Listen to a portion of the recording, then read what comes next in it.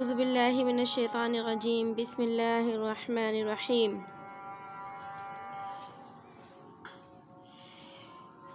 سورہ بنی اسرائیل مکیہ وہی مئۃ وواحدۃ عشرۃ آیۃ واثنا عشر رکوعا۔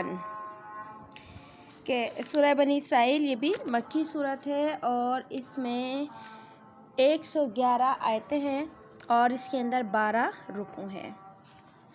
بسم اللہ الرحمن الرحیم۔ سبحان الذی اسری بعبدہ لیلا من المسجد الحرام الی المسجد الاقصی۔ سبحان الذی پاک ہے وہ ذات، اسری جو لے گیا، بعبدہ اپنے بندے کو، لیلم رات میں، من المسجد الحرام مسجد حرام سے، الی المسجد الاقصی مسجد اقصی کی طرف، الذی بارکنا حولہ لنریہ من آیاتنا جس نے بارکنا جس نے برکتیں دی ہیں یا جس کو گھیر رکھا ہے ہماری برکتوں نے، جس کو گھیر رکھا ہے ہماری برکتوں نے، لنریہ من آیاتنا تاکہ ہم دکھائیں اس کو اپنی آیات، اپنی نشانیاں، انہ هو السمیع البصیر بے شک وہ سننے والا ہے، دیکھنے والا ہے۔ سورہ بنی اسرائیل اس سورت کے آغاز کے اندر ہی واقعہ معراج کا جو ہے وہ تذکرہ ہے،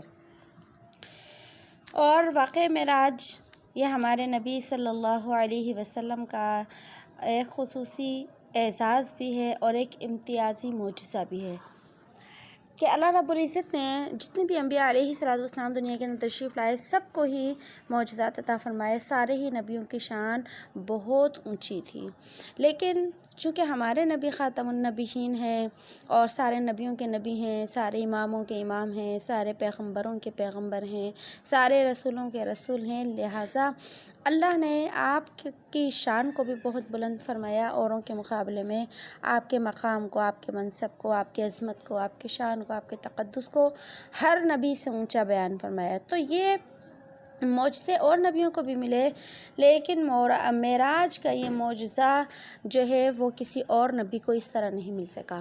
معراج اصل میں کیا ہے کہ معراج عروج سے ہے، یعنی کہ اللہ رب العزت نے ہر نبی کو عروج بخشا، ہر نبی کو جو ہے قرب عطا فرمایا، لیکن معراج نبی صلی اللہ علیہ وسلم کے اللہ سے قریب ہونے کا ایک خاص ذریعہ تھی۔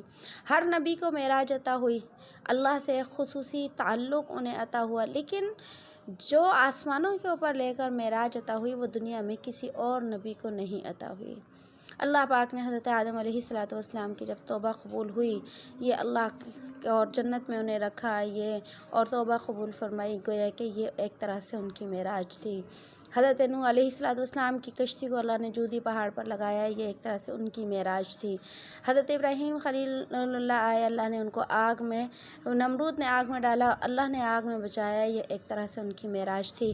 حضرت اسماعیل علیہ الصلوۃ والسلام تشریف لائے اور اللہ نے جو ہے ان کو چھری کے کٹنے سے بچایا، یہ ایک طرح سے ان کی معراج تھی۔ حضرت یحییٰ علیہ الصلوۃ والسلام کو ان کی قوم کے لوگوں نے آرے سے چیر دیا اور وہ شہید ہو گئے، یہ ان کی معراج تھی۔ حضرت یعقوب علیہ الصلوۃ والسلام کی بینائی جو ہے وہ یوسف علیہ السلام کے کرتے سے سونگھنے سے اور لگانے سے واپس آ گئی، یہ بھی ان کی ایک طرح کی معراج تھی۔ اور حضرت موسیٰ علیہ الصلوۃ والسلام کو اللہ نے کوہ طور کے اوپر ہم کلامی کا شرف عطا فرمایا، یہ بھی ایک طرح سے ان کی معراج تھی۔ حضرت عیسیٰ علیہ الصلوۃ والسلام کو اللہ نے آسمان کے اوپر زندہ اٹھا لیا، تو یہ بھی ایک طرح سے ان کی معراج تھی۔ لیکن جب نبی صلی اللہ علیہ وسلم کا دور آیا تو اللہ رب العزت نے جو معراج اپنے نبی کو عطا فرمائی وہ کسی نبی کو نہیں عطا فرمائی، کہ آپ کو آسمانوں کی سیر کے لیے اللہ پاک نے بلایا، اور پھر جب آسمانوں کی سیر کے لیے بلایا تو اللہ پاک نے جنت کی بھی سیر کرائی اور جہنم کی بھی سیر کرائی۔ گزرے ہوئے دور کے اندر کچھ بدعقیدہ لوگ اس چیز کے قائل تھے کہ یہ واقعہ معراج جو ہے نبی صلی اللہ علیہ وسلم کو خواب میں دکھایا گیا ہے، لیکن یاد رکھیے کہ واقعہ معراج کے متعلق یہ ماننا یہ خواب کا واقعہ ہے، یہ بالکل غلط ہے۔ ہمارے نبی کو جو معراج عطا ہوئی وہ جسمانی معراج ہوئی تھی، آپ کو روحانی معراج نہیں عطا ہوئی تھی کہ صرف اللہ نے آپ کی روح کو اتنا طاقتور کر دیا، نہیں، بلکہ آپ کو حالت بیداری کے اندر جسمانی معراج عطا ہوئی کہ اللہ پاک نے حضرت جبرائیل علیہ السلام کو بھیج کر پہلے جو ہے آپ صلی اللہ علیہ وسلم کو جو ہے مکہ المکرمہ سے مسجد اقصی کی طرف بلایا، بیت المقدس بلایا، اور وہاں سے آسمانوں کی سیر کے لیے جو ہے وہ تشریف لے گئے۔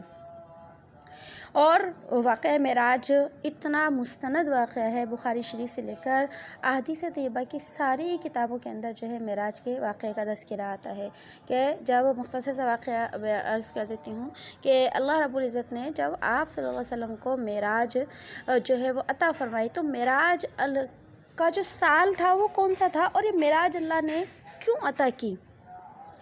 اس کی بہت سی وجوہات تھیں، لیکن اس میں سے ایک وجہ کیا کہ جس سال ہمارے نبی صلی اللہ علیہ وسلم کے چچا ابو طالب کا انتقال ہوا، کیونکہ آپ کے بہت زیادہ مخلص جو تھے وہ آپ کے چچا تھے، اگرچہ ایمان قبول نہیں کیا تھا لیکن اسلام کے لیے جو ہے انہوں نے بڑی آپ صلی اللہ علیہ وسلم کے ساتھ جو ہے وہ تعاون فرمایا، اور بھتیجے ہونے کے ناطے آپ کے ساتھ جو ہے وہ بہت ہمدردی کا معاملہ کیا۔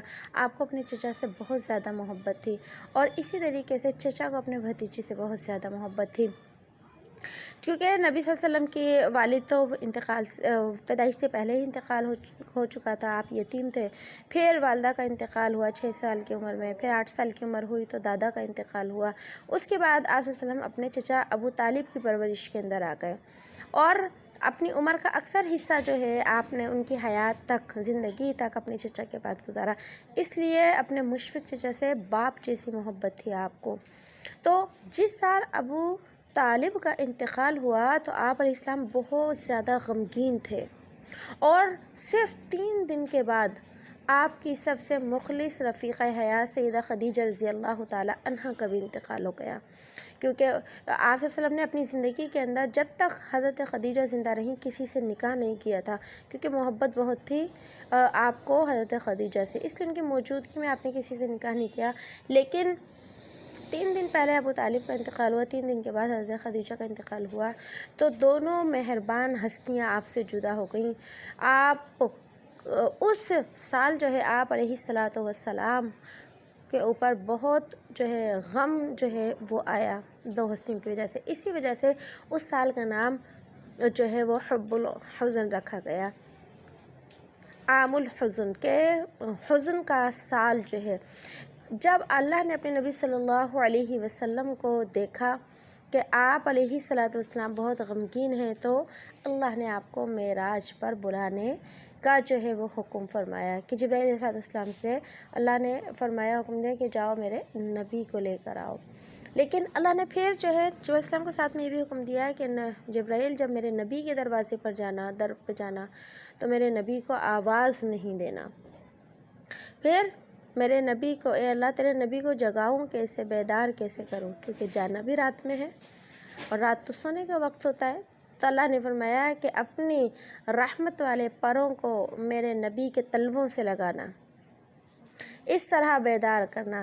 حضرت جبرائیل علیہ السلام آسمانوں سے پرواز کرتے ہوئے جو ہے وہ نبی علیہ السلام کے جو ہے وہ دولت قدے کے اوپر تشریف لائے۔ آپ علیہ السلام اپنے گھر میں آرام کر رہے تھے۔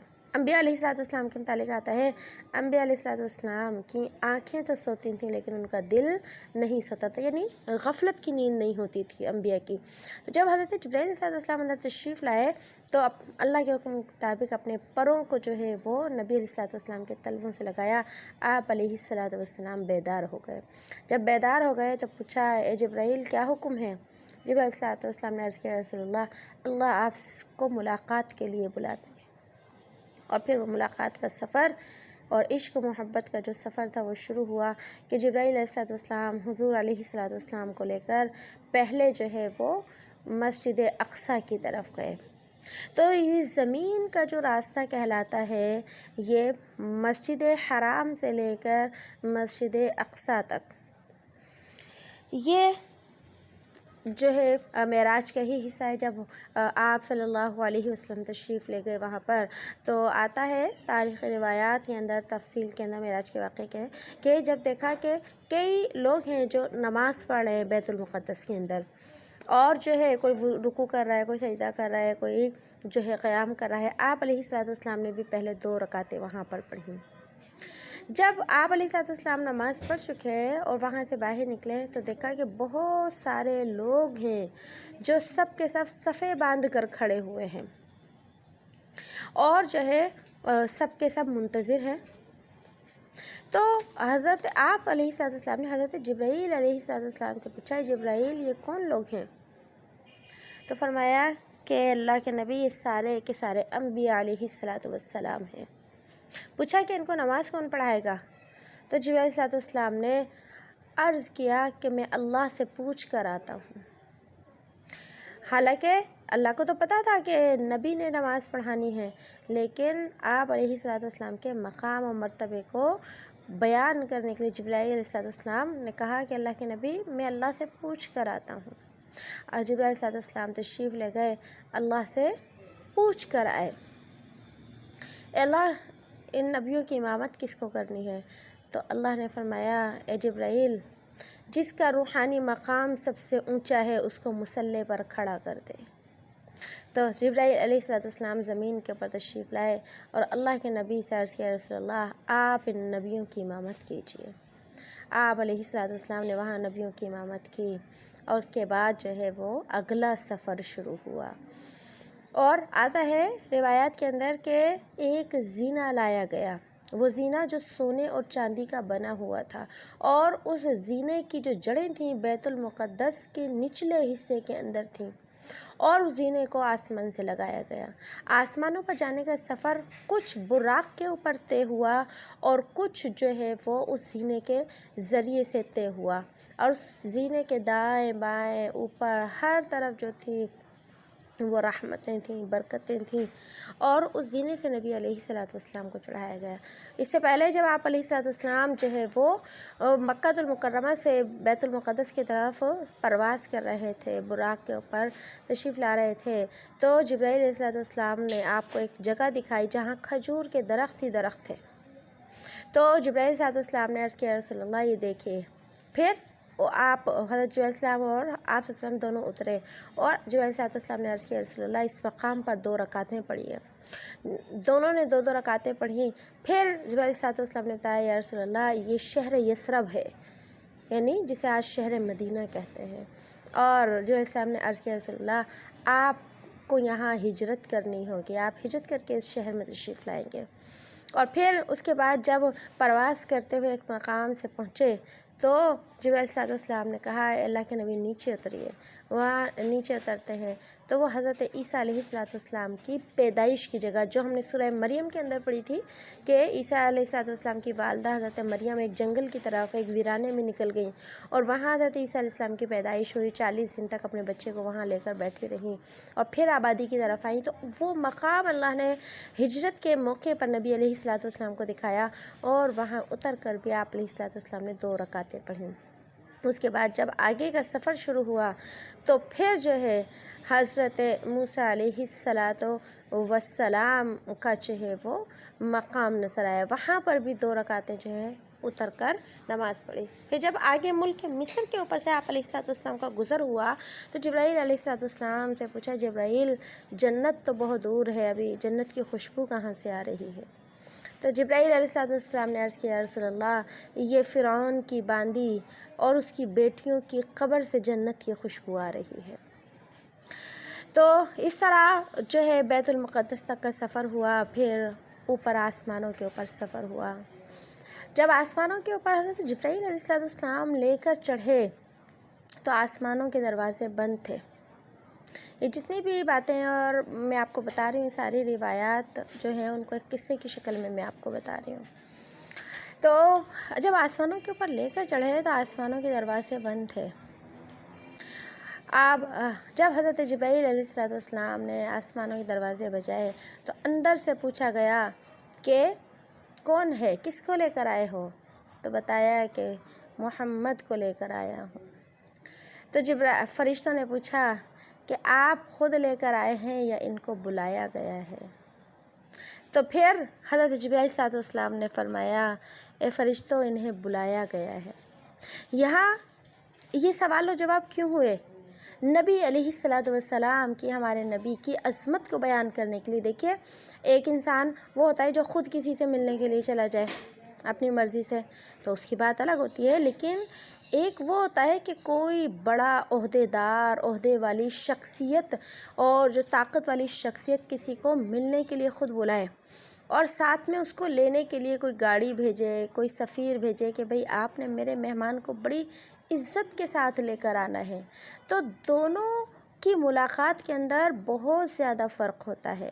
یہ فرق بتانے کے لیے کہ محمد تو وہ ذات ہیں جن کو خدا نے خود بلایا ہے، یہ خود نہیں آئے، اللہ ان سے ملاقات کرنا چاہتے ہیں، اس لیے آپ علیہ الصلوۃ والسلام کے مقام و مرتبے کو بیان کرنے کے لیے فرشتوں نے یہ سوال کیے۔ جب پہلے آسمان کے اوپر پہنچے، فرشتوں نے آپ کا استقبال کیا اور آپ کے لیے دعائیں کی۔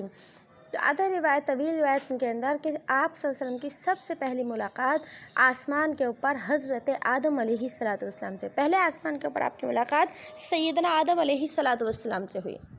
اور آتا ہے کہ آدم علیہ الصلوۃ والسلام کو آپ نے دیکھا تو آدم علیہ الصلوۃ والسلام نے آپ کو دیکھا تو فرمایا کہ مرحبا میرا بیٹا آ گیا، مرحبا نبی آ گیا۔ بیٹا تو اس لیے کہا کہ حضرت آدم صاحب سب کے باپ ہیں۔ پھر آپ علیہ الصلوۃ والسلام نے دیکھا کہ آدم علیہ الصلوۃ والسلام دائیں طرف جو ہے منہ کرتے ہیں تو خوش ہوتے ہیں اور خوشی کا اظہار کرتے ہیں، اور اپنے بائیں طرف جب رخ پھیرتے ہیں تو روتے ہیں۔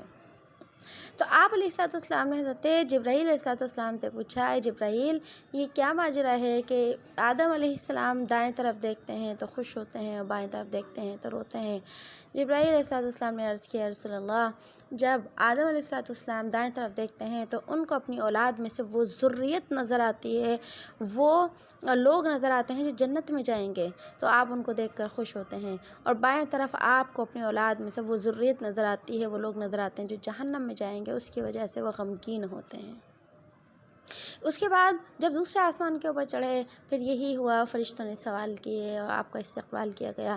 دوسرے آسمان کے اوپر آپ کی ملاقات حضرت عیسیٰ علیہ السلام سے ہوئی، اور عیسیٰ علیہ السلام نے بھی آپ کو مبارکباد دی۔ اس کے بعد تیسرے آسمان کے اوپر جب آپ چڑھے تو آپ کی ملاقات حضرت یوسف علیہ السلام اور حضرت یحییٰ علیہ السلام سے ہوئی، اور جب آپ چوتھے آسمان کے اوپر چڑھے تو آپ کی ملاقات حضرت ادریس علیہ السلام سے ہوئی، اور جب آپ پانچویں آسمان کے اوپر چڑھے تو آپ کی ملاقات حضرت ہارون علیہ السلام سے ہوئی، اور جب آپ چھٹے آسمان کے اوپر چڑھے تو آپ کی ملاقات حضرت موسیٰ علیہ السلام سے ہوئی، اور آپ جب ساتویں آسمان کے اوپر چڑھے تو آپ کو اپنے جد امجد حضرت آدم علیہ السلام سے آپ کی ملاقات ہوئی۔ اور آتا ہے کہ جب آدم علیہ السلام جب حضرت ابراہیم علیہ السلام سے آپ کی ملاقات ہوئی تو آپ ساتویں آسمان پہ جب پہنچے تو دیکھا ہے کہ آدم علیہ السلام بیت المعمور سے ٹیک لگا کر بیٹھے ہیں تو جو ہے سیدھے ہوتے ہیں، کہتے ہیں مرحبا میرا بیٹا آ گیا، نبی آ گیا، کیونکہ ہمارے نبی جو ہیں حضرت ابراہیم علیہ السلام کی اولاد میں سے ہیں۔ بیت المعمور جس سے ٹیک لگائے تھے وہ کیا ہے کہ دنیا کے اندر اللہ نے انسانوں کے لیے ایک بیت اللہ بنایا ہے جسے کعبہ کہتے ہیں، اور اسی کی سیدھ میں آسمانوں کے اوپر ایک بیت اللہ ہے جسے بیت المعمور کہتے ہیں۔ دنیا کے اندر یہ جو عمارت ہے یہ انسانوں کا قبلہ ہے، اور آسمانوں کے اوپر وہ جو عمارت ہے وہ فرشتوں کا قبلہ ہے۔ بیت المعمور اس کا نام ہے، اور بالکل عین بیت اللہ کے اوپر بنا ہوا ہے آسمانوں کے۔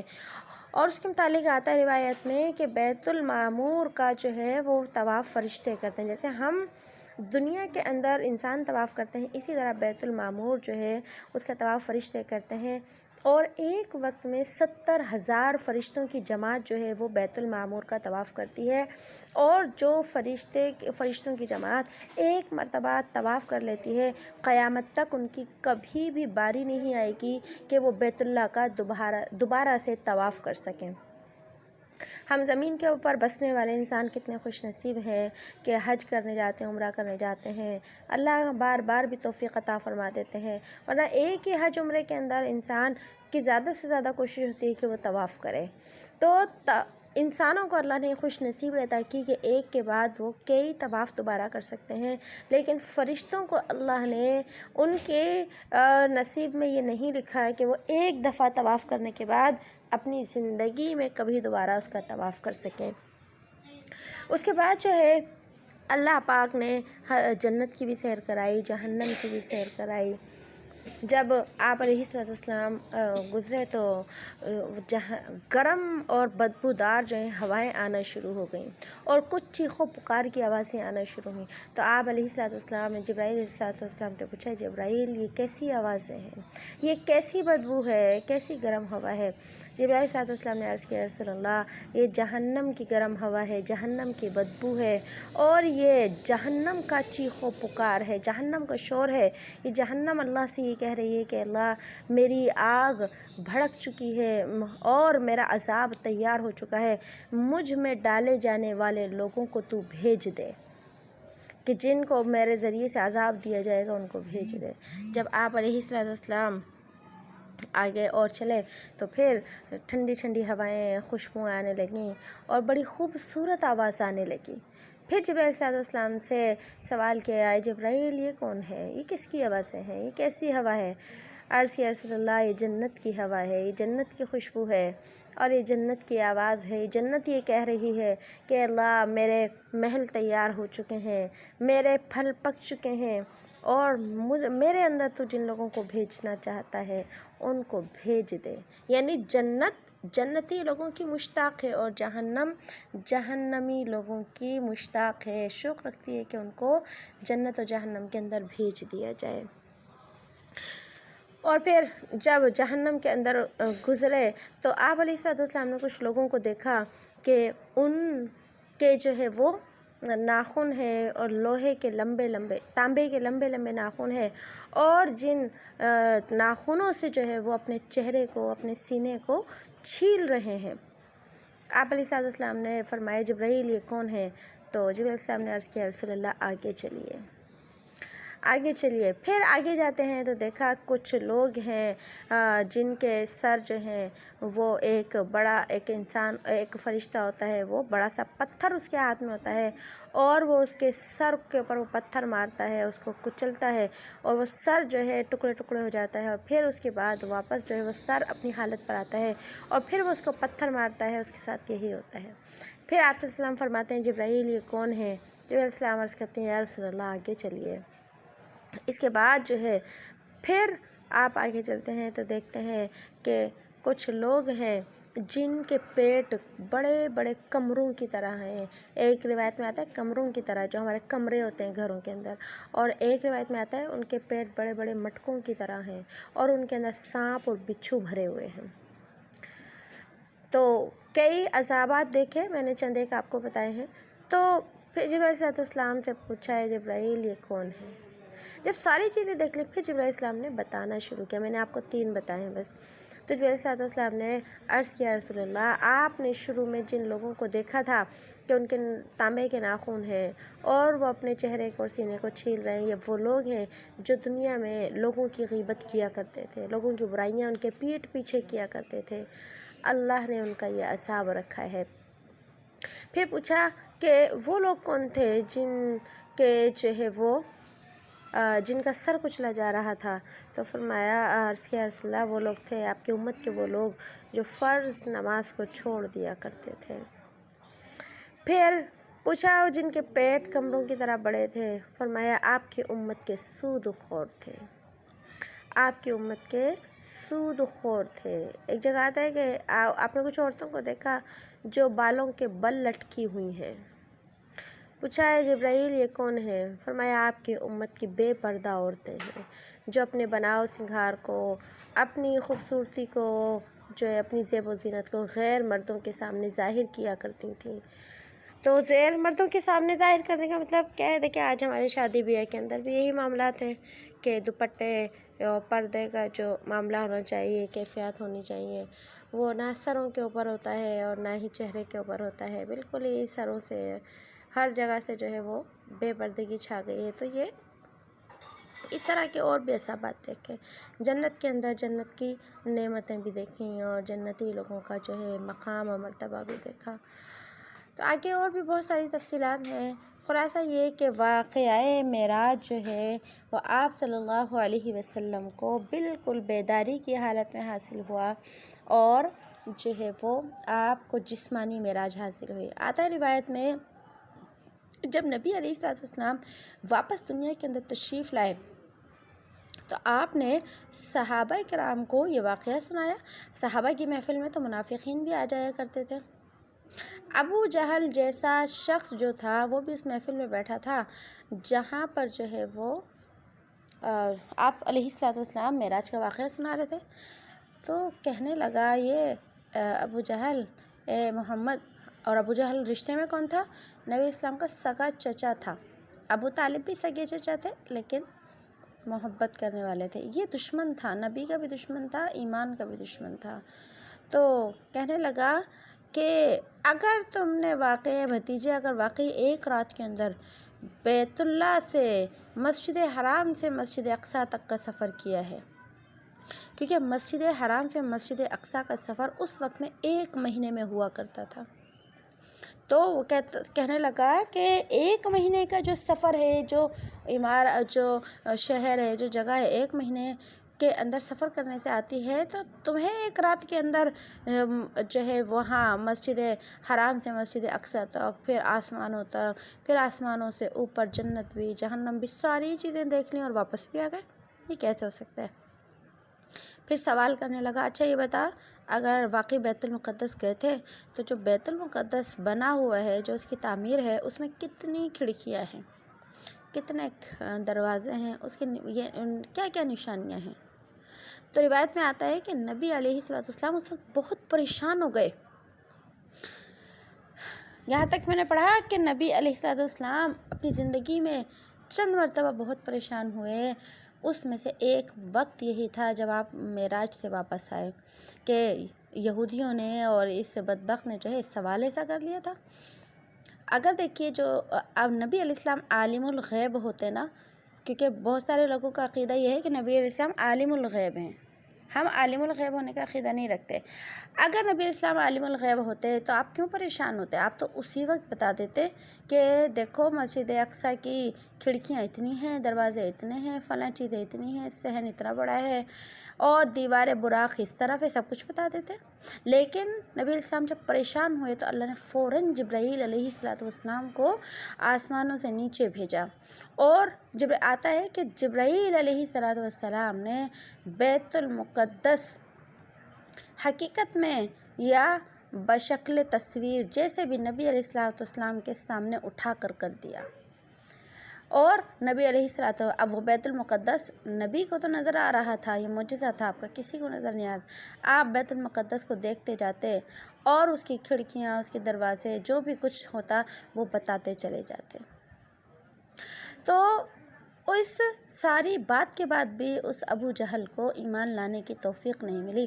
جب اس محفل سے باہر نکلا تو اس وقت حضرت ابو بکر صدیق رضی اللہ تعالیٰ عنہ اس محفل میں موجود نہیں تھے۔ تو جب یہ باہر نکلا تو راستے میں ابو بکر صدیق مل گئے، تو یہ ابو جہل کہنے لگا کہ اے ابو بکر، تیرا کیا خیال ہے اگر کوئی شخص یہ کہتا ہے کہ میں 1 رات میں مسجد حرام سے مسجد اقصیٰ کی طرف چلا بھی گیا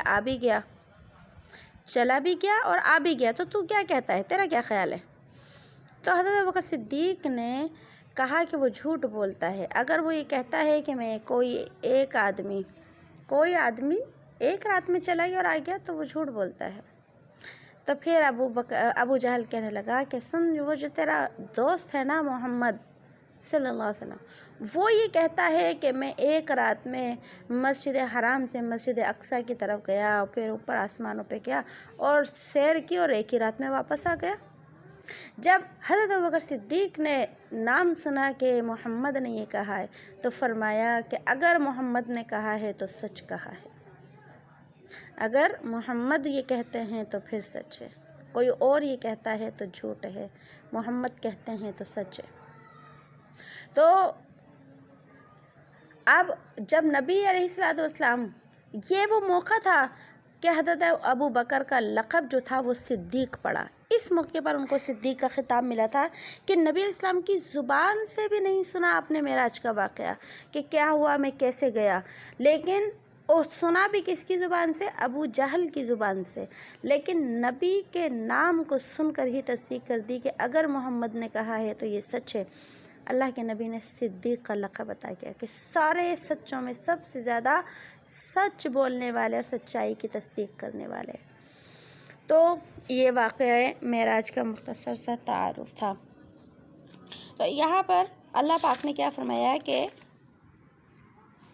معراج جب اللہ نے عطا کی، سبحان اللہ، پاک اسرا، جو لے گیا اپنے بندے کو رات میں مسجد حرام سے مسجد اقصیٰ کی طرف۔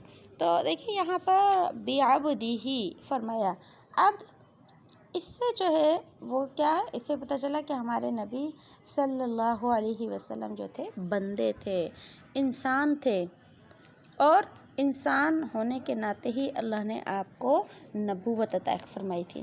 واقعہ معراج جب ہوا تھا تو اس وقت نبی صلی اللہ علیہ وسلم حضرت ام ہانی رضی اللہ تعالیٰ عنہ کے گھر جو تھے وہ آرام فرما رہے تھے۔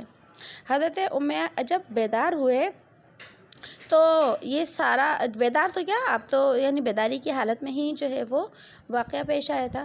تو واپس آنے کے بعد حضرت ام ہانی رضی اللہ تعالیٰ عنہ جو تھیں ان کو یہ پورا واقعہ بتایا کہ میں ایسے ایسے جو ہے ابھی میرا سفر ہوا اور میں اس طریقے سے یعنی واپس آیا، صبح میں ذکر کیا۔ تو حضرت ام ہانی کہنے لگی، یا رسول اللہ آپ اس کا کسی سے ذکر نہ کریں، کیونکہ لوگ جو ہے اگر اور زیادہ تکذیب کرنے لگیں گے، آپ کو جھوٹا کہنے لگیں گے، دیکھو ایک ہی رات میں سب کچھ کیسے ہو گیا۔ انہوں نے یہ بات کی، اور جب آپ صلی اللہ علیہ وسلم نے واپس آ کر معراج کے واقعے کو سنایا تو کفار مکہ نے بھی جھٹلا دیا ایسا نہیں ہو سکتا، اور مذاق اڑایا کہ یہ ایسے کیسے ہو سکتا ہے، اتنا طویل سفر، یہ تو جو شخص کوئی پاگل ہو گیا ہو معاذ اللہ تو وہی کہہ سکتے، کیونکہ کفار مکہ تو نبی صلی اللہ علیہ وسلم کو معاذ اللہ مجنون بھی کہتے تھے نا، پاگل کہتے تھے، تو کہنے لگے، مذاق اڑانے لگے کہ یہ تو کوئی مجنون ہی کہہ سکتا ہے، ایک عام عقل مند انسان نہیں کہہ سکتا۔ آتا ہے کہ کچھ یہاں تک کہ کچھ نئے نئے مسلمان ہونے والے جو لوگ تھے اس واقعہ معراج کو سن کر مرتد ہو گئے، واپس جو ہے کفر کے اندر چلے گئے کہ جو ہے ایسا ناممکن ہے۔ دیکھیے جب بھی ہم ایمان کو اپنی عقل سے سمجھنے کی کوشش کریں گے تو انسان جو ہے وہ غلطی کھا جائے گا، انسان خطا کھا جائے گا۔ ایمان کے معاملات کو عقل سے نہیں پرکھا جاتا، ایمان کے معاملات کو عقل سے نہیں سمجھا جاتا، بلکہ ایمان کے معاملات کو ایمان کے یقین کے ساتھ سمجھا جاتا ہے کہ ہماری عقل میں نہیں آ رہی یہ بات، لیکن چونکہ اللہ نے بیان کر دی اس لیے ہمیں ماننا پڑے گا۔ تو ایمان کے معاملات میں عقل کا دخل نہیں ہوا کرتا۔ جب انہوں نے عقل کو استعمال کیا تو بہت سارے جو نئے نئے مسلمان ہونے والے لوگ تھے وہ مرتد ہو گئے کہ ایسا نہیں ہو سکتا۔ اور واقعہ معراج کے متعلق اور بھی ایک تحقیقی جو ہے معاملات ہیں، لیکن جو ہے وہ ان کو چھوڑ کر خاص چیزیں جو ہے میں آپ کو بتا رہی ہوں۔ اچھا، واقعہ معراج کا ایک جو بہت عظیم معاملہ تھا واقعہ معراج کا، وہ تھا نماز کی فرضیت، کہ جب آپ صلی اللہ علیہ وسلم سدرۃ المنتہا سے آگے گئے، کہ جب سدرۃ المنتہا جو ہے اس کے متعلق آتا ہے، یہ درمیان میں حصہ رہ گیا، ابھی بتاتی ہوں آپ کو، کہ سدرۃ المنتہا سے کا جب درخت آیا تو یہ درخت اس کے متعلق آتا ہے، ابھی اس سدرۃ المنتہا کے بارے میں بھی ہم آگے پڑھیں گے کہ سدرۃ المنتہا سے آگے جو ہے نبی علیہ الصلوۃ والسلام کی جو ہے وہ معراج आगे शुरू हुई कि सिदरतुल मुंतहा एक दरख्त है जिसके मुतालिक रिवायात में आता है कि ये वो दरख्त है जिसके पत्ते जो है हाथी के कान के बराबर हैं, और इसकी जो ये दरख्त जो है सोने का बना हुआ है और पत्ते इसके इतने बड़े बड़े हैं, और जिसके ऊपर अल्लाह पाक जो है अल्लाह पाक अहकाम नाज़िल करते हैं। इंसानों के जितने भी अमाल ज़मीन से आसमानों की तरफ जाते हैं वो सारे के सारे सिदरतुल मुंतहा के ऊपर, दरख्त के ऊपर पहुंचाए जाते हैं, और जो है उस सिदरतुल मुंतहा के ऊपर अर्श मौला है। तो अर्श मौला अल्लाह की तरफ से जब अहकाम नासिल होते हैं दुनिया के लिए तो वो पहले सिदरतुल मुंतहा के ऊपर जाते हैं, और फिर सिदरतुल मुंतहा से फ़रिश्तों में तकसीम होकर उसका हुक्म नीचे आ जाता है, और इंसानों के अमाल पहले सिदरतुल मुंतहा पर पहुंचते हैं, उसके बाद ऊपर अर्श इलाही तक पहुंचते हैं। सिदरतुल मुंतहा के दरख्त के मुतालिक आता है कि दरख्त बहुत ज़्यादा खूबसूरत है कि इसकी खूबसूरती को अल्फाज के अंदर बयान नहीं किया जा सकता, और इसके अंदर अल्लाह ने जो फल लगाया है वो फल जो है मटकों के बराबर है। सिदरतुल मुंतहा, सिदरा अरबी में बेरी को कहते हैं, तो इसके ऊपर जो बेरी का जो दरख्त है इसके ऊपर यकीनन बेर लगते हैं। बेर के दरख्त को ही बेरी का दरख्त कहा जाता है। तो पता चला कि बेर जन्नत का फल है, बेर जन्नत का फल है। हमारे यहाँ तो इस फल की कोई ख़ास अहमियत नहीं है, लेकिन अगर जो है तिब्बी एतबार से देखा जाए तो इस फल के बहुत ज़्यादा फ़ायदे हैं, और ये फल जन्नती फल है जिसका तज़किरा आया है अहदीस तय्यबा के अंदर भी। तो जब हज़रत जिब्राईल अलैहिस्सलाम और नबी अलैहिस्सलाम सिदरतुल मुंतहा के ऊपर पहुँचे तो आप हज़रत जिब्राईल अलैहिस्सलाम सिदरतुल मुंतहा पर रुक गए। आप साहब ने फरमाया, जिब्राईल आगे चलिए, आगे क्यों नहीं चलते? तो अर्ज़ किया, रसूल अल्लाह, अगर जिब्राईल इस मकाम से आगे जाएगा तो जिब्राईल के पर जल जाएंगे। बहुत मशहूर बात है ये, और ये हकीकत है कि जिब्राईल अलैहिस्सलाम ने अर्ज़ किया, रसूल अल्लाह, इस मकाम से अगर मैं आगे गया तो मेरे पर जल जाएंगे। तो नबी अलैहिस्सलाम की शान कितनी ऊंची कि आप इंसान थे। अल्लाह ने बताया कि इंसान की अज़मत, मकाम और मर्तबा फ़रिश्तों से भी आला है। जिस मकाम पर जिब्राईल के पर जलने लगे हैं, जिस जिब्राईल को अल्लाह ने 600 पर अता फ़रमाए हैं, उस मकाम के ऊपर अगर जिब्राईल जैसे फ़रिश्ते के पर जल जाएं कि जिब्राईल एक पर खोले तो आधी दुनिया ढक जाती है और दूसरा पर खोले तो पूरी दुनिया ढक जाती है, इतने बड़े जिब्राईल को आज अर्श मौला के ऊपर जाने की इजाज़त नहीं। सिदरतुल मुंतहा के कहा कि ए अल्लाह के नबी, आज तक कोई भी सिदरतुल मुंतहा से आगे नहीं जा सका। ऊपर आसमानों पर तो फरिश्ते ही फरिश्ते हैं, इंसान का तो सवाल ही पैदा नहीं होता। तो फरमाया कि आपसे पहले कोई इस सिदरतुल मुंतहा से आगे नहीं जा सका और आपसे कोई आगे नहीं जा सकेगा। या रसूल अल्लाह, अब आपका आगे का सफ़र अकेले शुरू होगा। आप अलैहिस्सलाम फिर जो है वहाँ पर अकेले आपने सफ़र शुरू किया। अल्लाह ने अपने नूर की तजल्लियात को बढ़ाना शुरू कर दिया, अनवारात के पर्दे हटते चले गए यहाँ तक कि आप अर्श मुअल्ला के ऊपर पहुँच गए, और वहाँ पर अल्लाह के सामने आपको हम कलामी का शर्फ़ अता हुआ कि मूसा अलैहिस्सलाम से अल्लाह ने हम कलामी की कोहे तूर के ऊपर, लेकिन नबी अलैहिस्सलाम से कलाम किया अर्श मुअल्ला के ऊपर। कि नबी, आपका मकाम ये है कि आपसे गुफ्तगू होगी आमने सामने बैठकर। देखिए, फ़ोन पर बात करना कुछ और होता है और आमने सामने बैठकर बात करना कुछ और होता है। तो अल्लाह ने नबी अलैहिस्सलाम से हम कलामी की, लेकिन रूबरू बैठकर। जब नबी अलैहिस्सलाम तशरीफ़ ले गए तो देखिए, जब कोई मेहमान जाता है तो मेज़बान के लिए कोई तोहफ़ा ले जाता है। ये एक क्या होता है, एक माशरती अदब भी है, तकाज़ा भी है कि हम किसी मेज़बान के घर जाएँ तो एक तोहफ़ा ले जाएँ। तो जब आप अलैहिस्सलाम तो वहाँ अल्लाह के मेहमान थे, अल्लाह मेज़बान थे, तो आप अलैहिस्सलाम ने फरमाया, अर्ज़ किया, या अल्लाह, मैं आपके लिए एक तोहफ़ा लेकर आया हूँ आपकी बारगाह के अंदर। अल्लाह ने पूछा, है मोहम्मद, क्या तोहफ़ा लेकर आए हो? तो اللہ کے نبی نے فرمایا اے اللہ میں وہ تحفہ لے کر آیا ہوں جو تحفہ آپ کے خزانوں کے اندر بھی نہیں ہے۔ کتنی بڑی بات ہے کہ اللہ کے خزانے میں کیا نہیں ہے، لیکن اللہ کے نبی نے عرض کیا یا اللہ میں آپ کے لیے وہ تحفہ لے کر آیا ہوں جو آپ کے خزانوں میں بھی نہیں ہے۔ تو اللہ نے پوچھا اے محمد کیا لے کر آئے ہو؟ تو اللہ کے نبی نے عرض کی یا اللہ میں عاجزی لے کر آیا ہوں، میں تواضع لے کر آیا ہوں۔ اللہ کے خزانوں میں سب کچھ ہے، اللہ کی صفات میں سب کچھ ہے سوائے عاجزی کے۔ تو عرض کیا یا اللہ عاجزی لے کر آیا ہوں۔ پھر فرمایا التحیات للہ والصلوات الطیبات۔ جب کہا یا اللہ لے کر کے آیا التحیات للہ، اے اللہ میری ساری جانی عبادتیں، میری مالی عبادتیں اور میری جسمانی عبادتیں، جانی مالی روحانی جتنی عبادتیں ہیں میں ساری کی ساری کیا ہے آپ کی بارگاہ میں لے کر آیا ہوں۔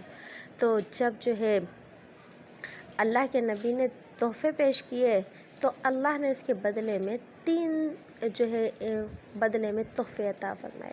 3 چیزیں آپ لے کر گئے اور اللہ نے بدلے میں 3 چیزیں عطا فرمائی، التحیات للہ والصلوات والطیبات، کہ تو اللہ نے کیا فرمایا السلام علیک ایھا النبی ورحمۃ اللہ، اے نبی آپ کے اوپر کیا،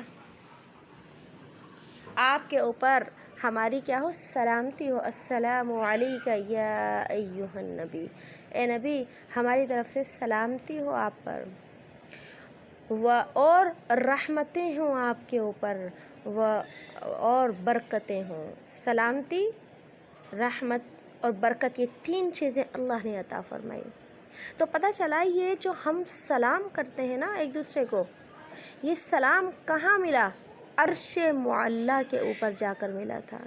یہ اتنا عظیم تحفہ ہے اس امت کے لیے کہ یہ دیا بھی کس نے تھا؟ اللہ نے عطا کیا تھا۔ السلام علیک ایھا النبی، کہ اب جب انسان ہم ایک دوسرے کو سلام کرتے ہیں نا، اگر ہم پورا سلام کرتے ہیں السلام علیکم ورحمۃ اللہ وبرکاتہ، تو پھر کیا ہے ہم اسے 3 تحفے دے رہے ہوتے ہیں، ایک سلامتی کا تحفہ، ایک اللہ کی رحمتوں کا تحفہ اور اللہ کی برکتوں کا تحفہ، یعنی کہ ہم دعا کر رہے ہوتے ہیں کہ اللہ سلامتی عطا فرمائے، رحمتیں عطا فرمائے اور برکتیں عطا فرمائے۔ مفسرین نے لکھا، محدثین نے لکھا کہ جب اللہ نے یہ فرمایا نا السلام علیک ایھا النبی، کہ اے نبی آپ کے اوپر کیا ہو سلامتی ہو، تو ایسے مقام پر بھی نبی علیہ الصلوۃ والسلام اپنی امت کے لوگوں کو نہیں بھولے۔ جیسے کہ اللہ نے تو سلامتی کس کے اوپر نازل کی تھی؟ یا ایھا النبی، اے نبی آپ کے اوپر ہو، لیکن ہم قربان جائیں اس شفیق نبی کے اوپر کہ وہ وہاں پر بھی ہمیں نہیں بھولا۔ اللہ کے نبی نے کیا فرمایا السلام علینا وعلی عباد اللہ الصالحین، کہ اللہ یہ سلامتی جو آپ مجھے عطا کر رہے ہیں، السلام علینا، اے اللہ ہم سب کے اوپر ہو، یعنی میری علینا کے اندر آپ کی ساری کی ساری امت آ گئی، اور فرمایا وعلی عباد اللہ الصالحین، میری امت کے جتنے بھی نیک لوگ ہیں، صالح ہیں، متقی لوگ ہیں، ان سب کے اوپر آپ یہ سلامتی بھیج دیجئے، یہ رحمتیں، یہ برکتوں کی جو دعائیں ہیں، اے اللہ آپ ساری کی ساری ان کے اوپر جو ہے وہ بھیج دیجئے۔ تو نبی علیہ الصلوۃ والسلام کو وہاں پر جب یہ ہوا تو پھر اللہ نے فرمایا کہ نبی ہم بھی آپ کو تحفہ دینا چاہتے ہیں، ہم بھی آپ کو تحفہ دینا چاہتے ہیں، اور وہ تحفہ ہے نماز کا تحفہ۔ اس مقام پر اللہ نے نبی علیہ السلام کو نماز کا تحفہ عطا فرمایا اور فرمایا کہ نبی آپ کی امت پر 50 نمازیں فرض کی گئی ہیں، 50 نمازیں، دن اور رات میں 50 نمازیں۔ جب اللہ سے ملاقات ہوئی، نمازوں کا تحفہ ملا، تو حضرت آپ علیہ الصلوۃ والسلام واپس نیچے اترے، تو حضرت موسیٰ علیہ الصلوۃ والسلام سے ملاقات ہوئی، اور موسیٰ علیہ السلام نے فرمایا اے محمد جائیے اللہ سے نمازیں کم کروائیے، آپ کی امت 50 نمازیں نہیں پڑھ سکے گی، میری امت کے اوپر 2 رکعت نماز فرض ہوئی تھی، میری امت نہیں پڑھ سکی۔ آپ اب پھر اللہ کے پاس جاتے ہیں اور جو ہے وہ اللہ سے کیا کرتے ہیں، درخواست کرتے ہیں، اللہ 5 نمازوں کو کم کرتے ہیں، 45 ہو جاتے ہیں۔ پھر آتے ہیں، پھر موسیٰ علیہ السلام یہی کہتے ہیں اے محمد کم کروائیے، پھر کم کرواتے ہیں، ہر چکر میں ہر دفعہ میں 5 نمازیں کم ہوتی ہیں۔ کم کرواتے کرواتے جب 5 نمازیں رہ جاتی ہیں، پھر ہمارے نبی صلی اللہ علیہ وسلم جب نیچے اترتے ہیں، پھر موسیٰ علیہ السلام سے ملاقات ہوتی ہے۔ پھر موسیٰ علیہ السلام فرماتے ہیں نبی اے محمد آپ جائیے، آپ کی امت 5 نمازیں نہیں پڑھ سکے گی، آپ اللہ سے کم کروائیے۔ اس وقت فرماتے ہیں کہ موسیٰ مجھے اب شرم آتی ہے، اپنے اللہ سے شرم آتی ہے کہ میں بار بار جو ہے وہ نمازیں کم کرواؤں۔ تو پھر جو ہے اللہ نے پھر حکم فرمایا ہے کہ محمد آپ کی امت نمازیں 5 پڑھے گی، ہم انہیں ثواب 50 نمازوں کا عطا کریں گے۔ تو یہ اللہ کی کتنی بڑی مہربانی ہے، اس کا کرم ہے کہ اس نے ہم جیسے لوگوں کے لیے جو ہے رحمتوں کے، برکتوں کے فیصلے جو ہے وہ آسمان سے کیے، اور اللہ نے نماز جیسی جو نعمت ہے اور دولت ہے اللہ نے وہ آسمان سے نازل فرمائی کہ نبی علیہ الصلوۃ والسلام کو اللہ نے یہ جو نعمت عطا فرمائی، یہ نماز کی نعمت ایک انقلابی عبادت کہلاتی ہے کہ جب انسان نماز کے ذریعے اللہ کی مدد چاہتا ہے تو اللہ اس کی زندگی میں بھی انقلاب لے آتا ہے، یعنی تبدیلی لے آتا ہے، اور کائنات کے اندر جو اللہ کے فیصلے ہوتے ہیں ان نماز کے ذریعے اللہ ان فیصلوں کو بھی کیا کرتے ہیں، تبدیل کر دیتے ہیں۔ تو یہ مختصر سا تعارف تھا، مختصر سا واقعہ تھا، واقعہ معراج کا۔ روایت میں آتا ہے کہ حضرت ابو ذر غفاری رضی اللہ تعالیٰ عنہ کو صحابی رسول تھے، فرماتے ہیں کہ میں نے رسول اللہ صلی اللہ علیہ وسلم سے دریافت کیا، پوچھا کہ اللہ کے نبی دنیا میں سب سے پہلی کون سی مسجد تعمیر ہوئی؟ تو آپ نے فرمایا کہ مسجد حرام۔ پھر میں نے عرض کیا یا رسول اللہ اس کے بعد دنیا میں کون سی مسجد بنی؟ تو آپ نے فرمایا مسجد اقصیٰ۔ پھر میں نے پوچھا کہ یا رسول اللہ ان دونوں کے درمیان کتنے سال کا فاصلہ ہے؟ تو فرمایا 40 سال کا فاصلہ، یعنی مسجد حرام پہلے بنی اور 40 سال کے وقفے کے بعد مسجد اقصیٰ بنی۔ لیکن اللہ نے اس امت کے لیے یہ مہربانی کی کہ پوری زمین کو مسجد بنا دیا۔ اس سے پہلے جو امتیں گزری ہیں تو نماز تو ہر امت کے اوپر فرض تھی، لیکن ان امتوں کی عبادت کی اور نماز کی ایک مخصوص جگہ ہوتی تھی، وہ جب وہاں جا کر نماز پڑھتے تھے تو ان کی نماز ہوتی تھی، وہ کسی اور جگہ پر نماز نہیں پڑھ سکتے تھے۔ لیکن اللہ نے اپنے نبی کے صدقے سے اس امت کو یہ نعمت اور دولت عطا فرمائی کہ زمین کے جس حصے کے اوپر بھی چاہیں گے جو ہے سر کو رکھیں گے اور سجدہ کریں گے، اللہ ان کی نمازوں کو جو ہے وہ قبول کر دیں گے۔ اللہ نے اس امت کے لیے ساری زمین کو مسجد بنا دیا ہے کہ جس جگہ نماز کا وقت آ جائے وہیں نماز ادا کر لیا کریں۔ اسی طرح آتا ہے کہ مفسرین نے فرمایا کہ اللہ تعالیٰ نے بیت اللہ کی جگہ کو پوری زمین سے 2000 سال پہلے بنایا، یعنی جب زمین بھی نہیں بنی تھی اللہ نے اس کائنات میں اس جگہ کو، اس زمین کو جس پر بیت اللہ بنانا تھا 2000 سال پہلے بنا دیا۔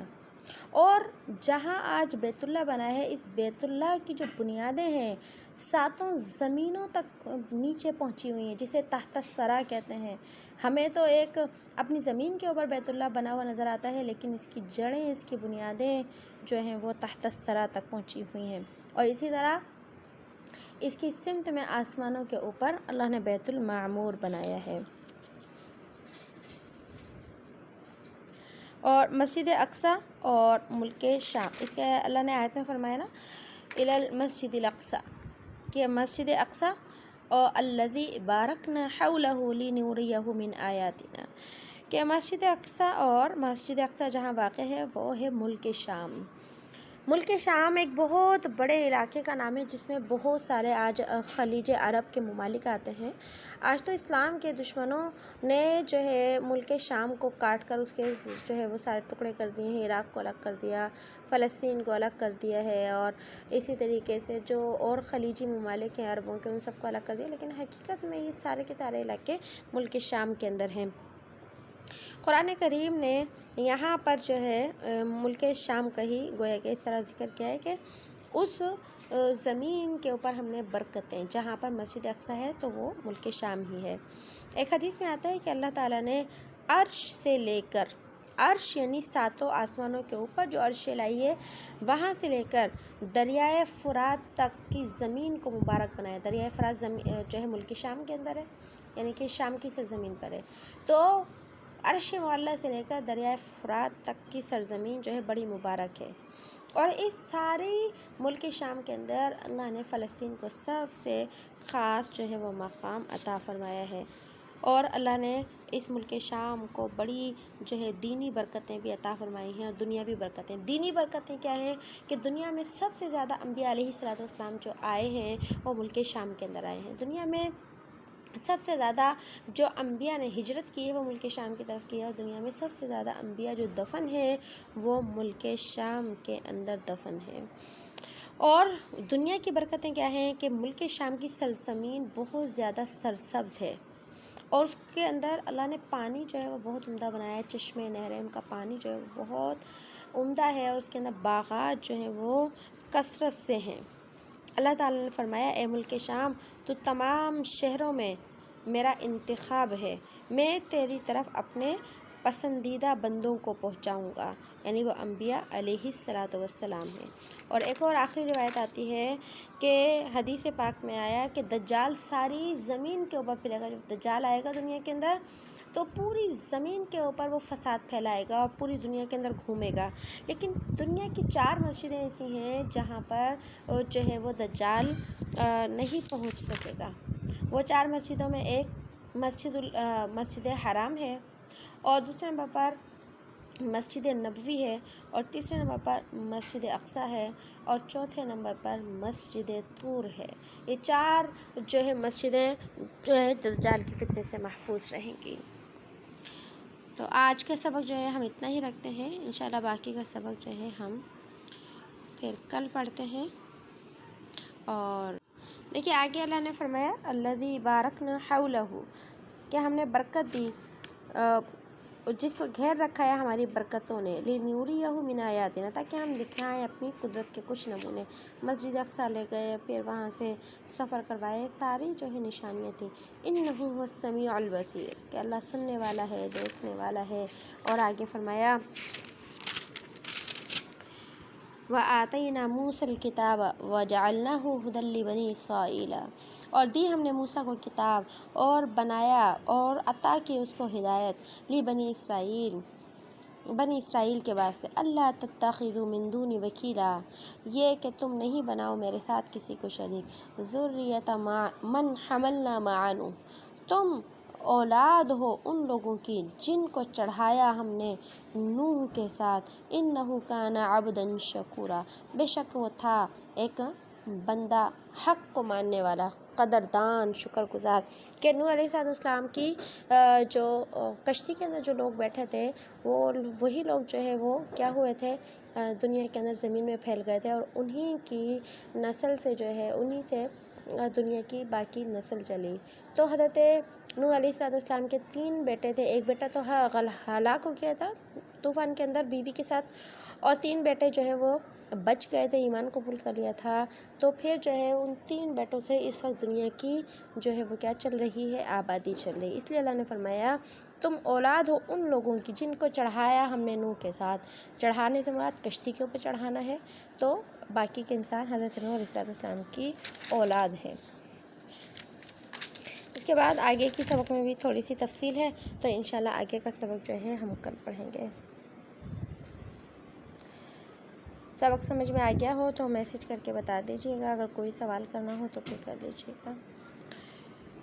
بسم اللہ الرحمن الرحیم سبحان اللہ وبحمدہ سبحانک اللہم وبحمدک نشہد ان لا الہ الا انت نستغفرک ونتوب الیک سبحان ربک رب العزت عما یصفون وسلام علی المرسلین والحمد للہ رب العالمین۔